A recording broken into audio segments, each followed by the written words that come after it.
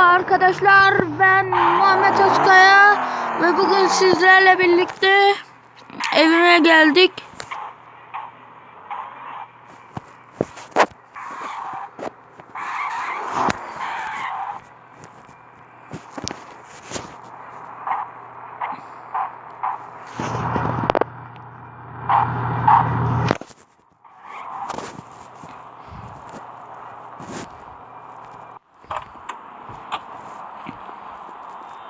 Binelim arkadaşlar arabama. Aha, uçak geçiyor, uçak. Nerede? Neyse ya arkadaşlar. Görmek yerine sizi gerçeğine götüreyim.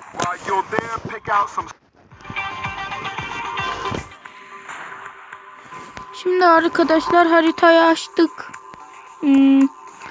Nasıl diyeyim? Burası askeriye. Burada tank falan, helikopter var.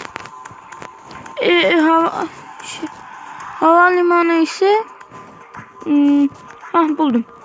Burası arkadaşlar. Evet, işaretleyelim. Devam et diyoruz. Sonra gösteriyor. Güzel arabamızla gidiyoruz. Sesi bile bir harika çıkıyor.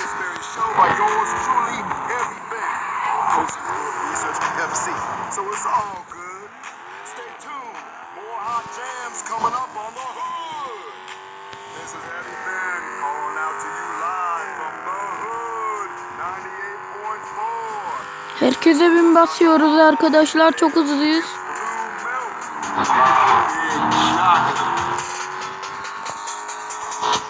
Sesi açalım.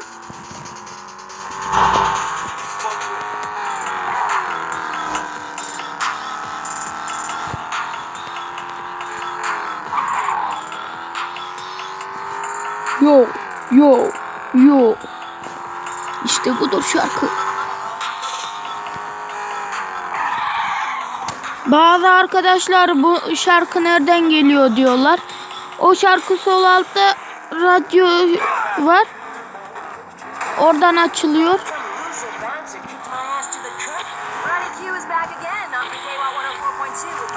O radyonun tam yanına basınca şarkılar açılıyor arkadaşlar. Yine açtık şarkıyı. Uçururuz adamı böyle.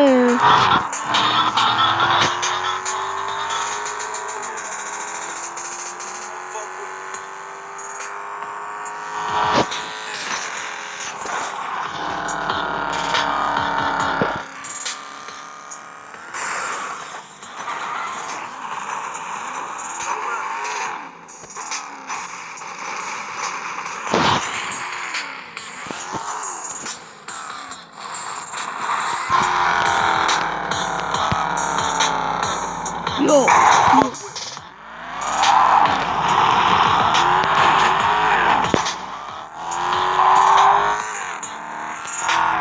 Burada bir tane fenerli uçağımız var. Burada da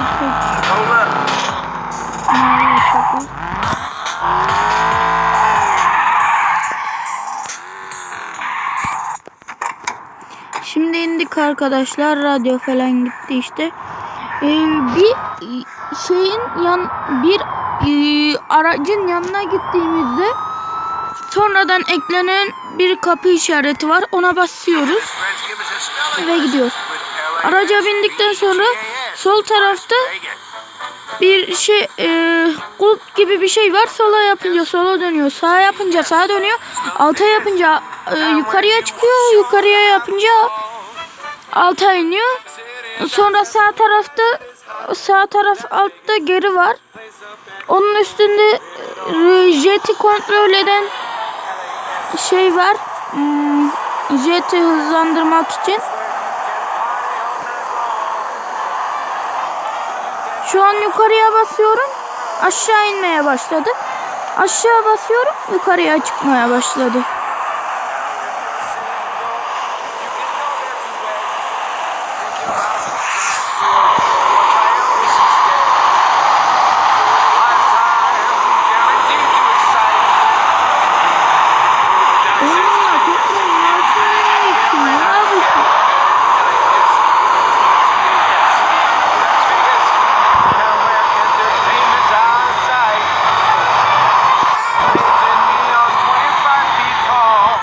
geçilmez.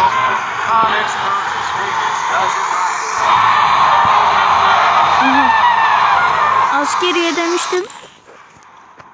Askeriye demiştim arkadaşlar. Ama kurşunların olduğu yer. Kurşunlar aslında görev.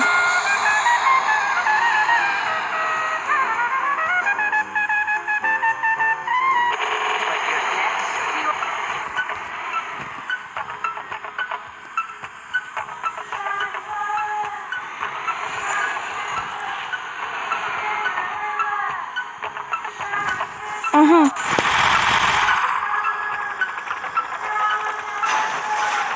İniyor.